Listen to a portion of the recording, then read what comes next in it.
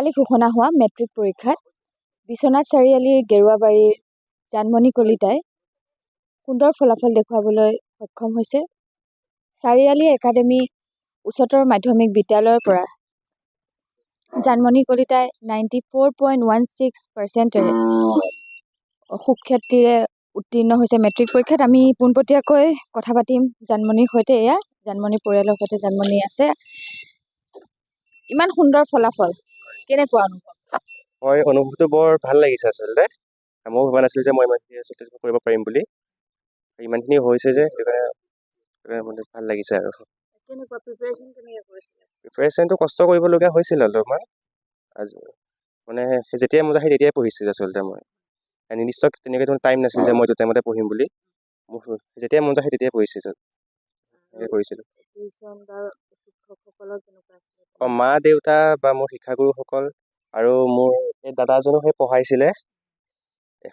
মানে সেনেকৈ হৈছিলে আৰু। যিহেতু আৰ্থিক বহুত অসুবিধা হয়, আছে, হয়। তাক নেওচি ইমান সুন্দৰ এক ফলাফল দেখুৱাইছা। হয়। কি ক'বা? আৰু যিসকল ছাত্ৰ ছাত্ৰী আছে, বহুতে কয় আৰ্থিক অসুবিধাৰ বাবে তেওঁলোকে পঢ়া শুনা কেতিয়াবা এৰিও দিয়ে। তেওঁলোকক কি ক'ব বিচাৰিবা? দৰিদ্ৰতা কেতিয়াও সেই শিক্ষাৰ ক্ষেত্ৰত মানে প্ৰতিবন্ধকতা মানে হেৰি কৰিব নোৱাৰে। গতিকে সেইটোৱে আৰু মানে যে সকলো এইবিলাক নেওচি পেলাই নিজকে আগবঢ়াই নিলে পৰা যাব, মানে কৰিব পৰা যাব। আৰু এতিয়া ভৱিষ্যত পৰিকল্পনা ক'ত পঢ়িবা এতিয়া? মোৰ ভাবি থৈছোঁ যে কটন ইউনিভাৰ্চিটি যাম বুলি ভাবি থৈছোঁ। যদি মানে সকলো যদি মিলে তেতিয়া মানে যাম আৰু। মোৰ IAS মন আছে। আৰু আমি জানিব পাৰিছোঁ যে জানমণিয়ে খুব সুন্দৰ বাঁহী বজায়। অকণমান নাই, বাঁহী বাৰু সেই শিকিহে আছোঁ বাৰু, ইমান ভালকৈ নবজাওঁ।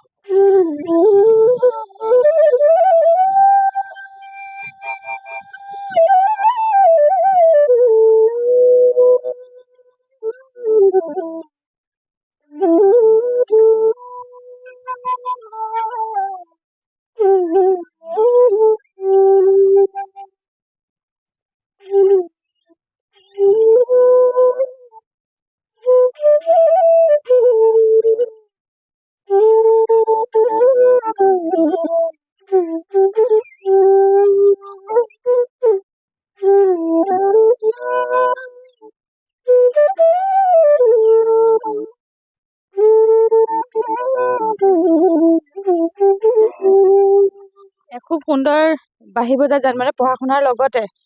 আৰু এয়া জানমণি মাতৃ আছে, কেনেকুৱা লাগিছে পুত্ৰৰ ইমান সুন্দৰ ফলাফল? ভাল লাগিছে, বহুত ভাল লাগিছে।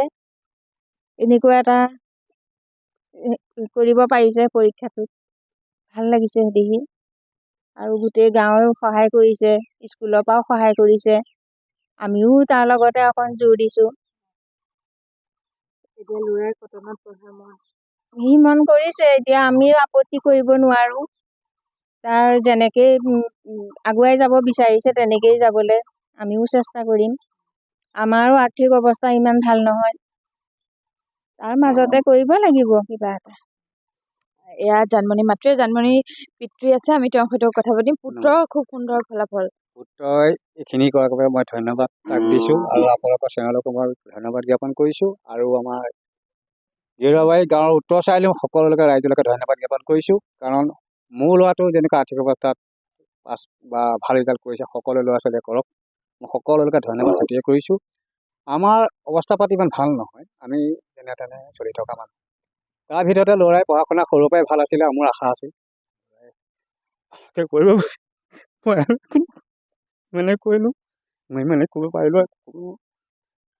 হয়, আৰ্থিকভাৱে তেওঁলোক সুচল নহয় যদিও যে ইমান সুন্দৰ ৰিজাল্ট কৰিব পাৰিছে, এয়া তেওঁলোকৰ ওচৰ চুবুৰীয়া আহিছে। কি ক'ব, কেনেকুৱা লাগিছে ইমান সুন্দৰ ফলাফল? প্ৰথমতে নমস্কাৰ। আমি গেৰুৱাবাৰীৰ লগতে উত্তৰ চাৰিআলিবাসী অত্যন্ত সুখী, কিয়নো আমাৰ গেৰুৱাবাৰী নিবাসী আমাৰ বসন্ত কলিতাৰ পুত্ৰ, কনিষ্ঠ পুত্ৰ জানমণি কলিতাই এটা মানে এনেকুৱা ধুনীয়া আমাক ৰিজাল্ট কৰি দেখুৱালে, যিটো নেকি আমি কৈ পেলাই কোনো অন্ত কৰিব নোৱাৰোঁ। কিয়নো অসমীয়াত 100ৰ ভিতৰতেই 100 পাইছে, এইটো এটা মানে একদম আচৰিত কথা লাগিল আমাৰ। কাৰণ অসমীয়াত আজিলৈকে আমি দেখা নাই কোনেও 100ৰ ভিতৰত 100 পোৱা। আমি অত্যন্ত সুখী হৈছোঁ। দ্বিতীয়তে তেওঁৰ পিতৃয়ে তামোল পাণৰ বেপাৰ কৰিয়েই ল'ৰাটোক পঢ়াই আছে। ইমানখিনি কষ্ট কৰি যে ল'ৰাটোক ইমানখিনি আগবঢ়াব পাৰিছে, আমি অত্যন্ত সুখী হৈছোঁ। ভগৱানৰ ওচৰত কামনা কৰিছোঁ তেওঁ যাতে আগলৈ আৰু ইয়াতকৈ ভাল ৰিজাল্ট কৰি আমাক দেখুৱাব পাৰে। আমি অত্যন্ত সুখী হ'ম আৰু ভগৱানৰ ওচৰত আমাৰ এয়াই কামনা থাকিব। আৰু আছে তেওঁক পঢ়াত সহায় কৰিছিলে আপুনি? কেনেকে পঢ়িছিলে জানমণিয়ে? মই জানমণিৰ ওচৰ ঘৰীয়াই হয়। তেওঁ মানে পঢ়াৰ ক্ষেত্ৰত আগ্ৰহীয়ে ধৰক আগৰ পৰা। এই যোনখিনি নোৱাৰা কিবা বিষয় থাকে ধৰক দাদা হিচাপে সোধেগৈ আৰু তেনেকুৱাই।